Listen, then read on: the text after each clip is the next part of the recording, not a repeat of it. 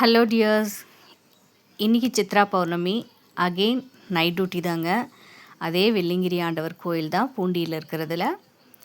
So வர பக்தர்களுக்கு நாங்கள் மறுபடியும் அதே வேலையை பார்க்குறதுக்காக போயிட்டோம்.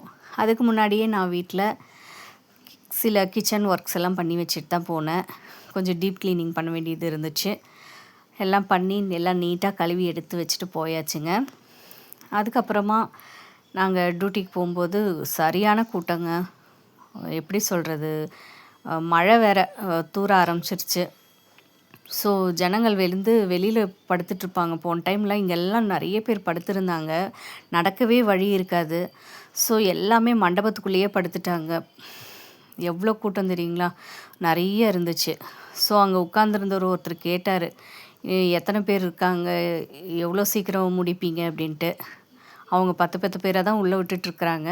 சீக்கிரம் பார்த்துடலாம், ஏன்னா 10 கவுண்டர் வச்சுருக்கோம், சீக்கிரம் பார்த்து முடிச்சிடலாம் அப்படின்னு சொல்லி அவங்கக்கிட்ட சொல்லியிருந்தோம். ஸோ நமக்கு சோறு தான் முக்கியம். அடுத்து சாப்பாடு கவுண்டருக்கு போயிட்டோம். 3 கவுண்டர் 4 கவுண்டர் போட்டிருந்தாங்க. 4த்துலேயுமே சாப்பாடு ஐட்டம் தான் போட்டிருந்தாங்களே.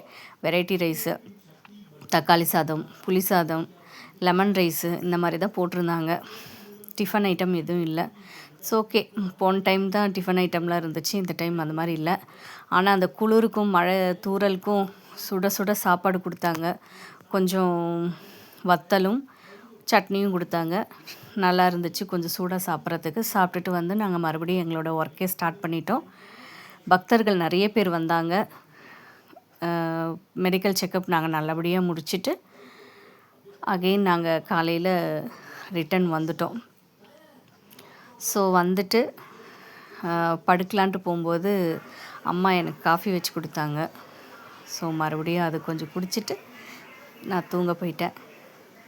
நெக்ஸ்ட் வீடியோவில் பார்க்குறேன். தேங்க்ஸ் ஃபார் வாட்சிங். நம்மளோட சேனல் இப்போ தான் ஃபஸ்ட் டைம் பார்க்குறீங்கன்னா சப்ஸ்கிரைப் பண்ணிவிடுங்க. பாய்.